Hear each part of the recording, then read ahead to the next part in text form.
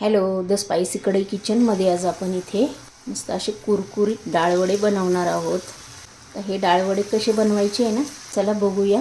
हे डाळवडे खायला अधिक टेस्टी, कुरकुरीत आणि ह्या डाळवड्यांना इथे चटणी वगैरे काही नसली तरी चालेल. वडे सोडले आहे ना, लगेच त्याची साईड चेंज करायची नाही, चांगले होऊन द्यायचे. त्यानंतर इथे सावकाश हे बघा साईड ह्याची चेंज करून घ्यायची. कलर पण छान आलेला आहे, तेवढेच ते खायला छान टेस्टी लागतात. नक्की तुम्ही ट्राय करून बघा.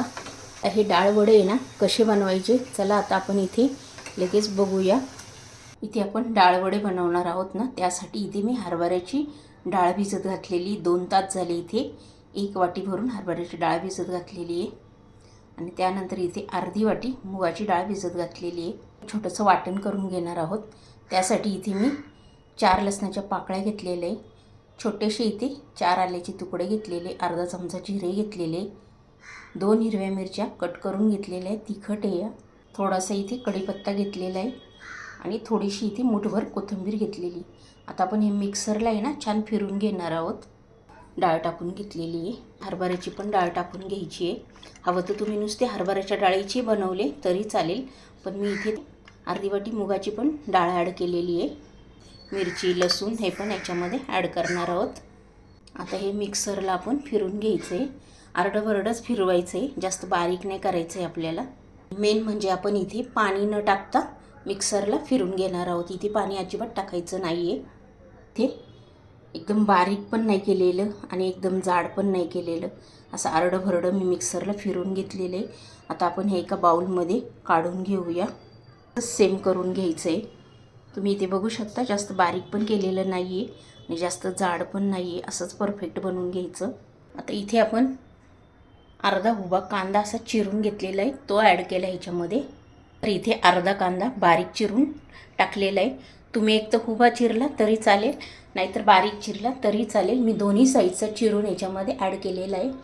हळद टाकून घेतली अर्धा चमचा, 1 चमचा इथे तिखट टाकून घेतलेले. आधी पण आपण मिरची ॲड केलेली होती वाटणामध्ये. 1 चमचा इथे गरम मसाला ॲड केलेला आहे.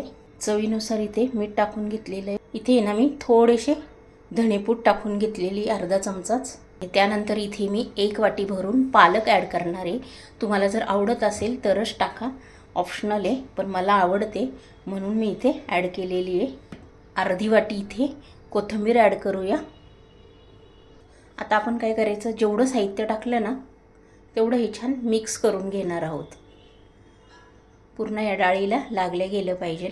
आणि मी ज्याप्रमाणे इथे हे डाळवडे बनवते ना, तुम्ही बनवून बघा आणि पालक पण ह्याच्यामध्ये ॲड करा. अतिशय टेस्टी आणि चव तर अप्रतिम लागते, नक्की ट्राय करा. आता हे मी सर्व मिक्स करून घेणार आहे. इथे एकही पाण्याचा थेंब न टाकता आपण ह्याच्यामध्ये छान हे भिजवून घेणार आहोत. या डाळीमध्येच आपण जेवढं साहित्य टाकलं ना तेवढं छान हे मळून घ्यायचं आहे. असं इथे पाण्याचा एकही थेंब ॲड करायचा नाही, नाहीतर ते पातळ होणार. हे बघा, इथे छान आपण असं भिजवून घेतलेलं आहे. इथे आपण काहीच पाणी ॲड केलेलं नाही आहे. हरभऱ्याची डाळ आणि मुगाची डाळ ही यात असल्यामुळे आपण इथे पीठ पण टाकायची काहीच गरज नाही. त्या डाळीच आपण मिक्सरला फिरून घेतल्या होत्या ना, त्याच्यामुळेच आपलं हे इथे छान असं आहे बघा तयार होतं मिश्रण. सेम असंच मिश्रण बनवून घ्यायचं. खायला टेस्टी आणि कुरकुरीत लागतं. पालकामुळं तर त्याची चव अप्रतिम लागते. नक्की ट्राय करून बघा एकदा. त्याच्यामधनं जेवढा तुम्हाला वडा बनवायचा आहे ना तेवढं मिश्रण घ्यायचं. जी साईज बनवायची तुम्हाला वड्याची, लहान मोठी, इथे हातावर थापून घ्यायचा आहे वडा. त्याला गोल असा आकार द्यायचा आणि सर्व वडे मी आता इथे असेच बनवून घेणार आहे. हे बघा, इथे मी असे वडे थापून घेतलेले, जास्त जाड पण नाही आणि जास्त पातळ पण नाही, मीडियम साईजच्या हातावर असे एकसारखे इथे थापून घेतलेले. कढई ठेवलेली आहे, 2च पळ्या इथे तेल टाकून घेतलेले. इथे मी शॅलो फ्राय करणार आहे. तुम्हाला हवं तर तुम्ही इथे डीप फ्राय केले ना तरी चालेल, पण मी इथे शॅलो फ्रायच करून घेते. तेल एकदा तापलं ना की गॅसची फ्लेम मी लगेच मीडियम करून घ्यायची आहे. आपण वडे सोडले आहे ना, लगेच त्याची साईड चेंज करायची नाही, चांगले होऊन द्यायचे. त्यानंतर इथे सावकाश हे बघा साईड ह्याची चेंज करून घ्यायची. कलर पण छान आलेला आहे, तेवढेच ते खायला छान टेस्टी लागतात. नक्की तुम्ही ट्राय करून बघा.